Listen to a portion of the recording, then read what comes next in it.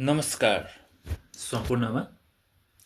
आज फेरि एउटा भिडियो लिएर तपाईहरु समक्ष उपस्थित भएको छु। आशा राख्छु तपाईले यो भिडियो चाहिँ अन्तसम्म हेर्दिनुहुन्छ भन्ने है। सो यो जुन दृश्य तपाईहरुको समक्ष देखाइरहेको छु यो मेरो गाउँको।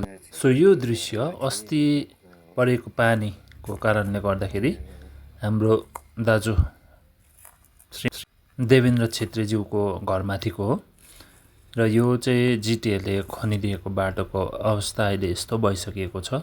हेर्नुस् एकदमै डेन्जरस भइसकेको छ र यहाँनिर बस्नु पनि एकदमै धेरै नै गाह्रो भइसकेको जस्तो लाग्दैछ मलाई। यसो हेर्दाखेरि हैन यस्तो डरलाग्दो पहिरो झर्ला जस्तो छ। ज्यानमालको क्षति हुने पनि सम्भावना फेरि देखिरहेको जस्तो लाग्दैछ मलाई। र यसमा हाम्रो जिटिएको प्रभारीहरूले चाँडोभन्दा चाँडो विभागीय स्तरबाट काम गर्न दिया जाओस्। अनि यो सुदन दाजुको घर हेर्नुहोस् बिचराको पछाडिपट्टि